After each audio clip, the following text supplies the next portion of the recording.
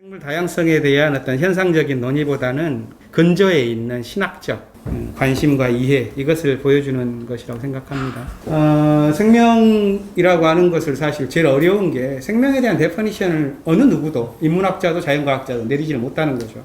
접근은 다른 것 같아요. 자연과학 같은 경우에는 생명을 현상에 대한 어떤 분석을 하는 건데, 주로 보면 5가지 정도가 생명에 대한 특징으로 보는 것 같아요. 성장한다는 것, 물질 대사를 한다는 것, 자기 항상성을 유지하는 능력을 갖고 있다는 것, 재생산을 한다는 것, 자극에 대해서 반응을 한다는 것. 뭐 이런 게 이제 생명의 가장 커다란 특징이다. 이렇게 말하는데, 이게 모든 생명이 다 공유하고 있는 건 아니죠. 근데 어디까지가 생명이냐, 또 어디까지가 생명이 아니냐, 그런 것들 역시도 그 분기점도 사실 잘 모릅니다. 바이러스를 생명이라고 볼 건지, 곡물의 씨앗을 생명이 있다고 봐야 되는 건지, 굉장히 어려운 문제가 되는 거거든요. 이것은 자연과학자의 어떤 그 해명이라기보다는 인문과학은 좀 다른 접근을 하는 것 같아요. 그러니까 현상에 대한 관찰과 분석보다는 문명사적인 비판의식을 갖고서 성찰을 하고 거기에서 의미를 뽑아내고 대체적인 어떤 형이상학적인 직관을 해내는 거죠. 그것은 어떤 실험에 의해서 또는 관찰에 대한 어떤 증명에 의해서 될 수 없는 그런 특징들을 갖고 있다고 봅니다. 저의 발표는 아마 왼쪽에 있는 자연과학보다는 당연히 오른쪽에 있는 것일 텐데요. 어떤 문명 비판적인 어떤 문제의식을 갖고 있다면 그것에 대해서 문명을 뒷받침하고 있는 세계관, 여기엔 철학적인, 인문학적인, 신학적인 세계관이 뒷받침되고 있으니 우리가 진실로 이런 문명사적 위기를 맞고 있다면 건강한 신학적 세계관을 유지하고 있는가, 이것에 대한 어떤 검토로 바로 넘어가는 것이고, 얼마 전 작고하신 녹색평론을 30년간 내셨던 김종철 선생님께서 가장 대표적인 어떤 자신의 어떤 사상을 요약을 한다면 책 제목도 그렇지만 근대 문명에서 생태 문명으로 이렇게 표현을 하시잖아요. 근데 이 밑에 이 표현 자체가 제가 오늘 소개하려고 하는 과정신학, 과정사상, 그 신학적인 관심사랑 아주 일치합니다. 특별히 이제 과정사상 자체가 생태학적 사유라고 그러고, 생태학적 사유라고 하는 이유는 세계를 보는 것 자체가 유기체와 환경과의 관계성 속에서 내재적인 어떤 관계를 어떻게 해명할 것이냐 하는 것이, 이것이 신과 세계에 대한 어떤 외적인 관계가 아니라 내적 관계를 중심으로 본다는 어떤 측면인데, 여기에서 이 학문이 굉장히 발전하고 있어요. 굉장히 빠르게.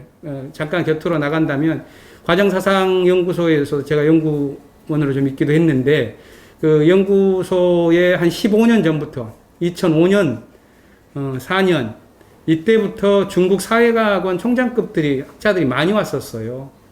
그러면서 당시에 이제 들레즈부터 해가지고 이제 그 데리다 포함하여 수많은 어떤 해체주의적인 어떤 포스트 모더니즘에 대한 것들이 있었는데, 사회주의권에서는 그것을 국가 정책 이데올로기로 적용시켜내기가 어려웠던 것 같아요. 근데 과정신학은 어떤 적정 형이상학으로서의 어떤 접촉점들을 동양적 사상이랑 맞으니까 가져왔었고, 그래서 중국의 메이저 대학에 지금 36개인가의 과정사상 연구소가 만들어졌습니다.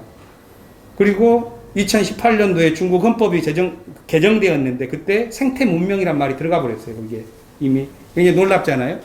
저는 이제 그게 연결되어져 있는 과정사상이 굉장히 큰 영향이다. 중국과의 어떤 사상적인 교류에 있어서. 그것을 박원순 선생 계실 때, 그 시장 계실 때, 그 중국에 전파했었던 그 그룹이 그대로, 한국에 왔었어요. 그래가지고 시청에서 강연을 하고 그랬었는데, 제가 선생님들이니까 가서 뵙고 다시 업데이트를 했는데 굉장히 놀라운, 그러니까 사상이 사상으로서 아카데미아에 있는 게 아니라 실제 지금 돌아가고 있는 것은 에코시브라고 그래서 에콜로지컬 시빌라이제이션, 생태 문명 운동이 실제 벌어지고 있어요. 굉장히 커다랗게. 국가 정책으로 적정 정책이 어느 정도에 수립될 수 있느냐, 농업 정책부터 화폐 이론까지 이렇게 가고 있는 상황이라서, 저는 이런 측면에서 이 사상에서부터 우리 삶에 이어지는 것들이 사실 그렇게 아카데미만 떠나면은 굉장히 어떤 가깝다는 것들을 증거를 하나 보고 있습니다. 그런 의미에서 이제 과정사상을 말하는 건데, 과정사상에서 봤었을 때 이 근대 문명에 대한 비평이 크죠. 오른쪽 생태 문명의 측면에서 과정사상 근대 문명을 보는데, 과정사상의 가장 커다란 특징은 그런 근대 문명이 왜 그런 식으로 소비주의적으로, 개인주의적으로, 약탈적으로, 반생태적으로 흐를 수밖에 없었냐. 그것은 개체주의 때문이다. 그래서 이 데카르트의 실체 철학이 가장 근원적인 이유라고 보는 겁니다. 데카르트의 철학 원리라고 하는 대표적인 저서에서 명제 51은 이렇게 말합니다. 우리가 실체라고 말하는 것, 존재한다고 말하는 실체라는 것은 단지 우리는 존재하기 위해서 자기 자신 이외에 그 어떠한 것도 필요하지 않고 존재하는 사물을 생각한다. 진실을 말하자면 신 위에 그 어떤 존재도 절대적으로 자립적인 존재에 대해 이 설명에 대해 답할 수 없다. 그러니까 모든 존재는 혼자 존재한다는 거예요. 독립적으로, 개별적으로, 개체적으로 존재한다는 거예요. 그러지 않고 의존한다면 그건 존재한다고 말할 수 없다는 게 근대 문명이고, 그러다 보니까 근대 문명이 자기중심적 개체주의로 흘러갈 수 있는 사상적인 토양이 만들어진 거죠. 근데 화이트헤드라고 하는 이 과정사상은 그렇게 보지 않습니다. 그게 생태학적인 가장 저는 뿌리라고 보는데 이렇게 말하죠. 모든 존재는 본성상 사회적이며 존재하기 위해 사회를 필요로 한다. 존재하기 위해 자기 자신 이외에 그 어떠한 것도 필요로 하지 않는 존재란 없다. 신조차도 마찬가지다. 굉장히 놀라운 전통신학의 입장에서 본다면 반신학적인 어떤 표현을 한 건데, 저는 이게 과정사상이 갖고 있는 어떤 생태문명을 지향하는 사유의 뿌리다. 그러니까 기독교 세계관이라고 말하는데, 가장 커다란 세계관은 기독교 세계관에서는 무로부터의 창조 그러죠. 무로부터의 창조는 신 혼자 있다가 다 만들었다는 얘기잖아요, 사실. 그것이 데카르트의 실체 철학, 그리고 뉴턴적인 어떤 그 스페이스 안에서의 어떤 절대 공간을 하는 개체적인 어떤 물질들, 이런 것들을 만들어냈다는 관념인데, 그것은 현대 물리학하고도 맞지도 않고, 그런데 전통신학은 그 위에서 무로부터의 창조를 이야기를 했었습니다. 과정사상은 전혀 다르게 말하죠. 오히려 혼돈으로부터의 창조를 말합니다.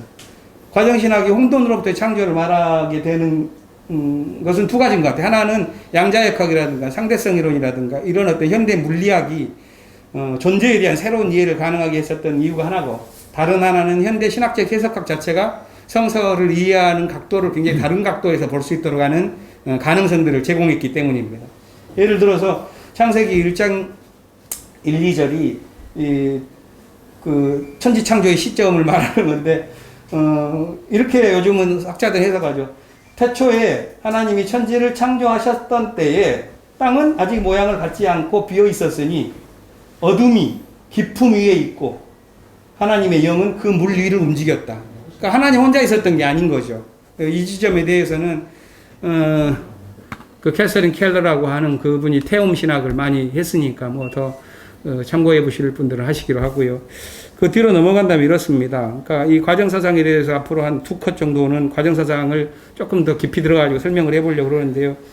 좀 시간적으로 없다 보니까, 부족하다 보니까 맛보기만 하고 가겠습니다. 과정사상을 철학으로 말하면 philosophy of organism, 그래서 유기체 철학 또는 사색 철학 이렇게 말하긴 하는데요. 이 과정 철학에 반대되어지는 과정 사상가들이 보는 것은 근대의 데카르트의 실체 철학을 말하는 겁니다. 이 박스 왼쪽 위에 있는 것이 근대 사상에 뒷받침되고 있는 이 데카르트의 실체 철학적인 어떤 네 가지 가장 기본적인 형이상학적 요소를 말하는 건데요. 아까 말했듯이 데카르트가 근대 사유를 열면서 존재가 뭐냐를 물어봤었을 때 그 철학 원리에서 그 존재는 substance다, substantia다, 실체하는 거다. 실제라는 것은 뭐냐? 빙이다. 우리가 빙. 빙이라고 하는 것은 그냥 그 각자가 아까 다른 존재한다는 것은 자기 위에 다른 존재를 반드시 필요로 하지 않기 때문에 각자 존재하는 거거든요. 그럼 다른 존재는 뭐겠어요? 자기에게 외적 관계를 맺고 있는 존재가 되는 거죠. 외적 관계. 그리고 외적 관계를 맺는다는 것은 자기가 존재하기 위한 도구적 가치를 갖는다는 의미가 되는 거예요. 이게 어떤 의미에서는 근대 물리학 자체가 외적 충돌로 운동을 보게 되어지고, 근대의 경제학이 타자를 소비하고 약탈하는 방식으로 흘러가는 굉장히 중요한 어떤 단서들입니다, 생각에. 그리고 이제 거기에서 운동이 벌어진다면 이해하는 것은 충돌이라든가 많이 나가봤자 화학적 결합을 통한 운동으로 봤었던 것이 근대 과학의 모습이었고, 근대 과학의 에서의 운동과 변화를 설명하는 어떤 그 인과율을 따지면 작용인이라는 겁니다. 작용인이라는 것은 과거에서 작동되어졌던 것들이 그대로 영향을 미쳐서 그것에 합당한 결과를 만들어내는 과거의 지배력을 말하는 거거든요. 분명히 있죠. 우리가 밥을 안 먹으면 배고프고 밥을 먹으면 배부르고 이렇듯이 과거에 뭘 했느냐에 따라서 현재가 결정되긴 하는데 그것 이외에 다른 게 굉장히 많은데 근대는 그걸 위를 보지 않았습니다. 그러다 보니까 이 작용인으로만 봤기 때문에 데카르트의 사유에서 뉴턴 물리학이 만들어졌고 뉴턴 물리학은 모든 세계를 그래서 수량화시킬 수가 있었어요. 과거가 현재를 지배하도록 하고 수에다가 다 담아버릴 수 있었던 거죠. 수학이 발전한 이유기도 합니다. 근데 이 감각지각이라고 하는 그 과학이라는 것 그리고 근대의 정신이라는 것은 감각지각에 의존하는 건데요. 데카르트 역시도 명석 판명안이라고 하는 어떤 철학적인 어떤 인식론을 말했고 그건 뭐냐면은 우리의 의식이 명석하고 판명하게 구별되어지는 것들을 추구하는 어떤 사유체계를 의미하는 건데 이 의식 안으로 바로 현시되어지는 게 인간의 감각입니다. 오감. 보거나 그러면 의식으로 바로 바뀌잖아요. 육감이라거나 어떤 다른 느낌이 아니라 감각에서 가면 바로 감각지각 같은 건 의식에 바로 바뀝니다. 근대적 사유는 검증을 해야 되고 관찰을 해야 되고 그것을 그 추론을 전개하기 위해서는 감각지각에서 필요하다는 그런 지점들로 그 진리 규정을 봤었던 겁니다. 근데 여기에는 어떤 생명체가 갖고 있는 자기 향유, 셀프 엔조이먼트라고 아니면 자기 목적성이나 그 안에서 벌어지고 있는 창조성, 새로움의 영역들은 잡히지가 않아요. 근대 과학에 있어서는. 그러니까 생명을 아무리 과학으로 말한다 하더라도 언제나 빈 공간이 남게 되는 거죠. 근데 이 사람이 화이트헤드라고 하는 사람이고 1861년부터 1947년까지 87살을 산 원래는 수학자였고 과학철학자였고 나중에 형이상학자로 하버드에서 마쳤는데요. 이 사람은 데카르트 실체처럼 있지 않다. 모든 것은 빙이라고 하는 어떤 그 정체되어 있고 아니 고정불변의 어떤 것이 아니라 존재한다는 어떤 그 실제 자체는 빙이라는 것은 도대체 어느 시점에서 잘라가지고 우리가 추상해서 이름을 붙이는 빙이 있는 거지 찰나적 순간에 실제로 존재하는 것은 다 비커밍이다. 그리고 실제 존재하는 것은 서브스탄스처럼 있는 게 아니라 사건이다. 그 사건이라고 하는 것은 벌어지려면 뭔가 과거를 파악하고 과거를 자기 안으로 받아들이면서도 그것을 넘어서는 그런 측면에서의 어떤 그런 프로세스의 과정이다. 이것이 실제로 우주가 존재하는 방식이다라고 말했고 그렇다면 외부에 존재하는 환경이라는 것은 자기를 존재하게 하는 것에 있어서 내재적인 관계, 내적 관계를 유지하면서 본원적 가치를 지닌다고 봤죠. 그리고 이것은 단지 변화만 일으키는 것이 아니라 과거가 와서 현재적 활동을 통해서 자기 목적적이고 창조적인 활동을 통해 가지고 만들어진 게 새로움이고 그렇기 때문에 우주는 창조적으로 전진을 하고 있는 것이다. 물론 작용이라는 것이 중요한 과거의 지배력이 있지만 우리는 과거의 지배력만으로 이 세계가 존재한다면 이 세계는 기계론이겠죠. 근데 이 세계가 기계처럼 존재하지 않는 이유는 그걸 넘어가는 거예요. 과거의 지배력을. 그것을 목적인이라고 말하는 건데 아리스토텔레스의 개념으로 그것이 그 존재하고 있는 그것의 자기 향유라고 보는 거죠. 이런 게 이제 화이트헤드 용어인데 이 과정 신학자 중에서 존 카비라고 하는 분이 많이 소개가 되었는데 오늘 드릴 분은 소개할 사람은 그분의 동료이자 제자인 한 15살 적습니다. 이분이 13살 적은 분인데 데이비 그리핀이라고 하는 분인데 이분은 그렇다면 이 세계를 볼 때 어떻게 볼 거냐. 데카르트처럼 물질과 정신 이원론도 아니고 정신만 있다고 봤었던 버클리도 아니고 물질만 있다고 하는 어떤 다른 어떤 근대 과학자들도 아니고 이것은 존재 자체가 정신적 요소를 뭔가를 갖고 있는 범경험주의로 이해하자는 거예요. 굉장히 재밌는 어떤 표식인데요. 설명이 1분 내에 가능할지 모르겠습니다. 마지막 페이지는 1분 필요하니까요. 1분 만에 한번 해보겠는데요. 이 화살표가 그려지는 게 액츄얼 엔티티입니다. 현실적 존재라고 말을 하는 거예요. 이 현실적 존재를 이렇게 화살표로 표시하는 건데요. 그리고 이 화살표 안에는 두 가지 국면이 있습니다. 이 선이 있죠. 파란색 선. 이 왼쪽에는 물질축이라고 그랬는데 물질적 요소예요. 나를 존재하게 하는 물질적 요소. 아버지의 어머니의 유전자, 어제 먹었던 밥, 지금 마시고 있는 공기 이런 것들이 다 우리를 존재하게끔 만드는 물질적 축이죠. 근데 우리는 그것으로만 구성되어 있는 게 아니에요. 정신축이 있는 것이고 뭔가를 지향하고 의도하고 가치를 품고 나아가려고 하는 속성들을 갖고 있어요. 물질축을 유지해 나아가는 운동의 방식이 작용인이에요. 작용인은 과거가 나에게 들어와서 트랜지션 하는 거죠. 내 안에서는 다른 방식으로 전이를 하는 거고, 정신축에서는 과거에 지배되지 않고 현재적인 어떤 목적이 작동을 해나가면서 새로움을 창조해내는 겁니다. 그래서 이 우주적 과거 속에서 수많은 이런 요인들이 나의 어떤 시간 그 시간 속에서 나에게 영향을 주고, 그지만 어느 순간 주체적인 지향이 벌어지면서 자기 만족에 이를 때까지 끝없이 목적을 밀고 내려가면서 마지막에 만들어지는 게 새로움이라고 보는 거예요. 우주에서는 늘 새로움이 탄생하기 때문에 환원주의가 될 수 없습니다. 현재는 과거의 총합이 아니에요. 과거보다 늘 많습니다. 왜? 과거 플러스 새로움이 있으니까. 그러니까 환원주의로 역사는 설명될 수가 없어요. 이 화이트헤드에게 있어서는. 그러니까 이런 방식으로 모든 존재가 구성된다고 본 거죠. 데카르트는 물질축과 정신축이라고 하는 요인이 우주에 있으니까 이걸 두 개를 분리시켜서 이원론으로 봤는데, 화이트헤드는 이 두 개를 동시에 존재 안으로 다 담아버린 거예요. 그래서 모든 게 자기 경험적 요소를 갖고 있는 것으로 봤었던 것이니까 그런 이원성을 갖고 있다고 본 거죠.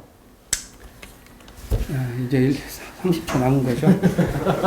그래서 말을 하자면 근대 문명이라고 하는 게 많은 한계들을 갖고 있죠. 저렇게 과학과 근대 세계라고 하는 것에서 화이트헤드가 저런 근대의 병폐들을 비판을 했습니다. 그리고 그것을 극복하고자 하는 것이 과정신학이고, 과정신학을 한마디로 정리를 한다면 이런 겁니다. 공존의 감각을 기르기 위해서 사물의 존재 방식에 대한 이해를 변경시키는 겁니다. 이게 과정사상이 가지고 있는 어떤 미덕이라고 저는 이해하고요. 이런 측면에서 봤을 때 신학적 세계관은 굉장히 중요한데, 신과 세계가 어떤 방식으로 존재하냐. 우리가 죽더라도 깜빡하지 않느냐, 신이. 그리고 대체적으로 우리 살아갈 때 내가 마음대로 사는데 신이 별 필요 없는 것 같은 그런 생각을 또 신학적으로 하잖아요. 그게 다 근대적 사유인데, 화이트헤드는 그렇게 보지 않고 과정신학은 다르게 말하죠. 화이트헤드라고 하는 아까 철학자의 대표적인 저서가 과정과 실제라고 하는 책인데요. 그 책의 마지막 결론이 신과 세계입니다. 5장 2절. 여기에서는 이제 신과 세계의 상호 창조성에 대한 것들 말하는데 6개의 명제가 있어요. 그 중에 3명제만 따라봤는데 이렇게 말합니다. 화이트헤드는 신이 세계를 창조한다고 말하는 것은 세계가 신을 창조한다고 말하는 것과 마찬가지로 참이다. 신이 세계를 초월한다고 말하는 것은 세계가 신을 초월한다고 말하는 것과 마찬가지로 참이다. 세계가 신에 내재한다고 말하는 것은 신이 세계에 내재한다고 말하는 것과 마찬가지로 참이다. 무슨 말이에요? 상호 초월성, 상호 영향을 주는 것, 상호 내재성, 신과 세계를 말하고 있으면 서로 영향을 주고받는 거거든요.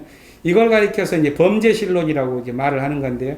이것은 근대가 가지고 있었던 근대적 사유에서 탄생한 게 기독교의 초월신론인 거고, 기독교의 초월신론이 후지다 해가지고 나오는 게 철학적으로 극복하려고 했었던 게 스피노자의 범신론이었고, 그 범신론조차도 씨알이 안 맥히니까 이 데카르트의 사유 속에서는 한계에 부딪혀갖고 마지막 꼬꾸라진 게 무신론입니다. 그런 건 없다 치자.